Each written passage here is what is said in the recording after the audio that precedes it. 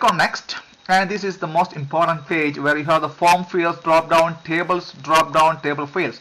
I have just one table in the selected database that's called form data, and the table fields available, all the table fields in that are there. I'm going to add it. The first name form field is mapped to the first name field in the form data table. I selected the second form field last name, that is mapped to the last name in form data table. I selected email address text box and selected the email address column in form data table. I selected product and I selected the product column in. So just like that, I'm going to select each form fields and manually mapping it to the column. So you can see in the data grid control behind, like the form field, the table name, the field, the type, and the constraint, is it is nullable or like that. So click on finish.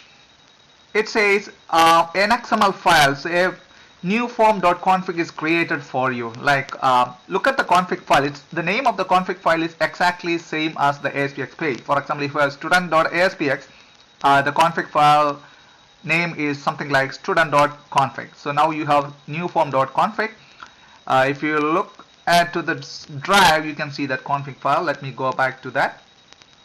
Alright, you can see the new form.config. That basically, like if you have experience in Hibernate or NHibernate, that basically do a object to relation mapping.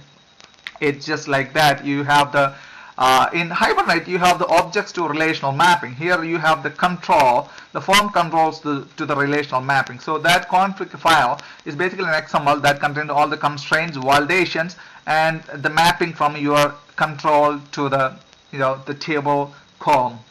So now I'm going to drag and drop the necessary libraries that someplace into the bin folder that I just created, so that I can publish the form and I can test it. Alright, I just copied all the necessary someplace. Now what I'm going to do is I change the security because I want to modify the MTB file. I'm going to add a new record using this technology. So I add ASP.NET permission for that. I click the modify, that basically contains a read and execute permission. Alright, so I'm all set. Click on OK. And now come back to the page that is localhost.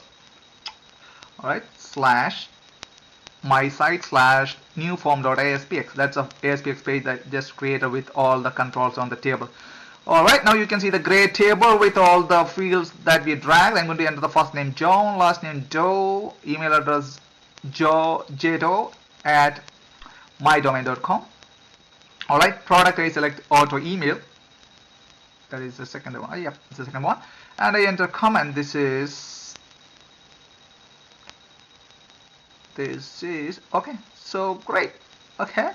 And I check the checkbox, please send occasional product information, and I click on submit.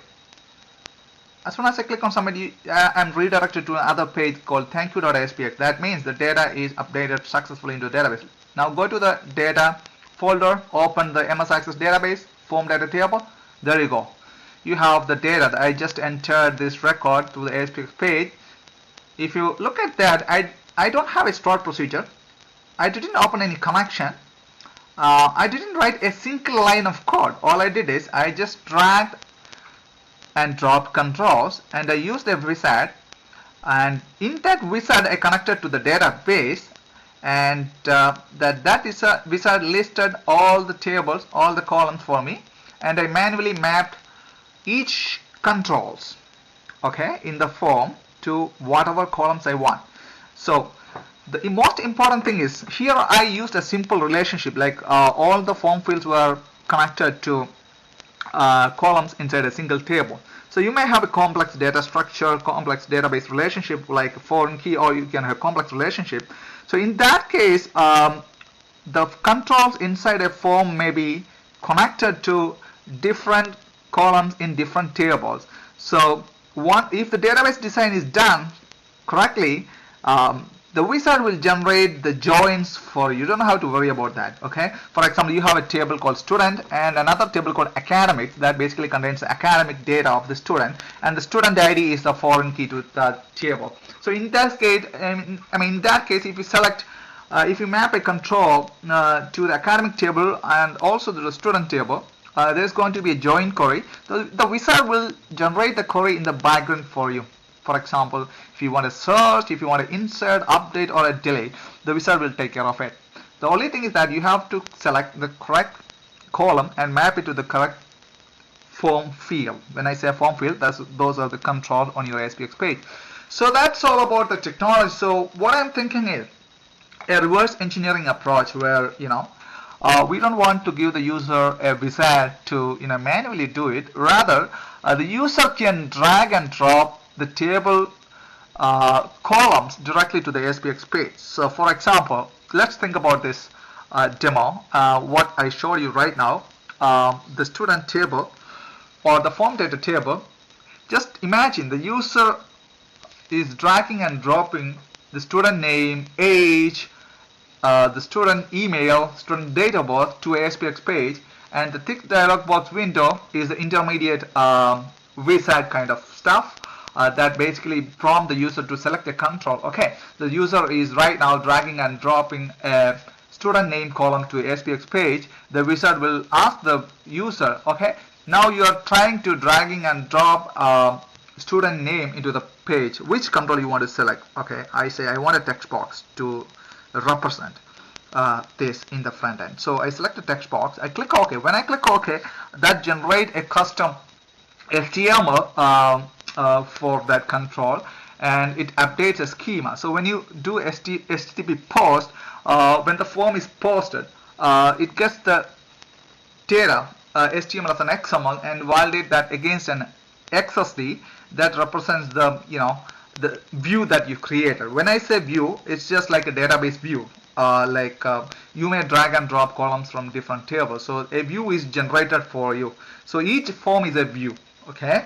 So for example, you may have 3 tables. You may be dragging columns from 3 tables. So that's kind of view that represents a select query. And also another important feature, what I'm thinking is, for example, in a SPX page, you are dragging and dropping a form field called the states. Okay, you want to show all the 50 states in the United States. So when you drag and drop, of course, you know that you want to select a drop-down box. So you selected a drop-down box. In that window, tick box window, you have an option like, okay, I want to populate the state drop-down box with all the 50 states. For that, you have a lookup table somewhere in your database. So you can say like the data coming from this table, and when the users submit the data going to this table. So like that, you can map the to from relationship and also the control to control relationship that basically act as a wrapper. And the most important thing is that the form canvas acts as a control collection or object collection, and you can use indexing on each control to get the data. So in this way, you can avoid using the business entities and a lot of coding effort. Of course, the validation. So that will really help you. So this is what my concept, what is in my mind right now. Just working on that to figuring out what is the best way to do this. Of course, the .NET built-in features, controls like listbox control has got many options to do that. So I'm just working on that right now. Also the control adapter, the web control adapter classes gives you the flexibility to generate the HTML for you. So going through all those stuff right now to come up with a better idea, a better vision about this technology. Of course, it's a challenging one. So working on that right now. I hope you enjoyed the session. If you have any suggestions or any questions about what we talked about, please send me email at jollson@hotmail.com. That is JOLLSON@hotmail.com. Thank you. Have a great day.